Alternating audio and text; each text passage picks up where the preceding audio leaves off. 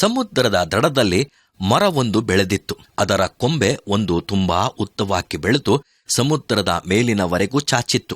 ಅದರ ಕೊನೆಯಲ್ಲಿ ಗುಬ್ಬಿಯೊಂದು ಗೂಡನ್ನು ಕಟ್ಟಿ 4-5 ಮೊಟ್ಟೆಗಳನ್ನು ಇಟ್ಟು ಅವುಗಳನ್ನು ಕಾಪಾಡುತ್ತಾ ಬಂದಿತ್ತು. ಒಂದು ದಿನ ದೊಡ್ಡ ಗಾಳಿ ಬೀಸಿತು. ಗಾಳಿಯ ರಭಸಕ್ಕೆ ಕೊಂಬೆಯ ಕೊನೆಯಲ್ಲಿದ್ದ ಗೂಡು ಸಮುದ್ರದಲ್ಲಿ ಬಿದ್ದು ಮುಳುಗಿ ಹೋಯಿತು. ಹೆಣ್ಣು ಗುಬ್ಬಿ ಹಾಗೂ ಗಂಡು ಗುಬ್ಬಿಗಳು ಗಾಬರಿಯಿಂದ ನಡುಗಿದವು. ಆದರೆ ಹೆಣ್ಣು ಗುಬ್ಬಿಯು ಮನಸ್ಸನ್ನು ಗಟ್ಟಿ ಮಾಡಿಕೊಂಡು, ನಾನು ಹೇಗಾದರೂ ನನ್ನ ಮೊಟ್ಟೆಗಳನ್ನು ಮತ್ತೆ ನೋಡಬೇಕು, ಇಲ್ಲವಾದರೆ ನಾನು ಬದುಕಲು ಸಾಧ್ಯವಿಲ್ಲ ಎಂದು ಹೇಳಿತು. ಅದಕ್ಕೆ ಗಂಡು ಗುಬ್ಬಿ ಸಾಂತ್ವನ ಹೇಳುತ್ತಾ, ನಮ್ಮ ಗೂಡು ಸಮುದ್ರದ ದಡದಲ್ಲೇ ಬಿದ್ದಿರುತ್ತದೆ. ಮೊಟ್ಟೆಗಳು ಗೂಡು ಸಮೇತ ನೀರಿಗೆ ಬಿದ್ದಿರುವುದರಿಂದ ಅವು ಒಡೆದು ಹೋಗಿರುವುದಿಲ್ಲ. ಈ ಸಮುದ್ರದ ನೀರು ಒಣಗಿ ಹೋದರೆ ಸಾಕು, ನಮ್ಮ ಮೊಟ್ಟೆಗಳು ನಮಗೆ ಸಿಕ್ಕುತ್ತವೆ ಎಂಬುದಾಗಿ ಹೇಳಿತು. ಆಗ 2 ಹಕ್ಕಿಗಳು ಸೇರಿ ತಮ್ಮ ಬಾಯಿ ತುಂಬ ನೀರನ್ನು ತುಂಬಿಸಿಕೊಂಡು ದಡಕ್ಕೆ ಹೋಗಿ ಆ ನೀರನ್ನು ಕಕ್ಕುತ್ತಿದ್ದವು.